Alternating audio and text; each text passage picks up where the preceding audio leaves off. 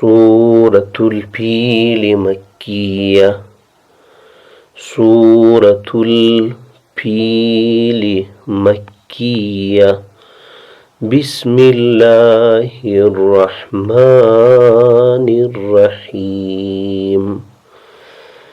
ألم تر كيف فعل ربك بأصحاب الفيل.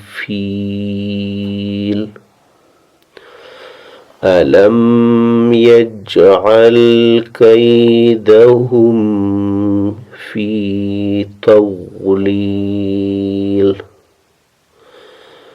وأرسل عليهم طيرا أبابيل ترميهم بحجارة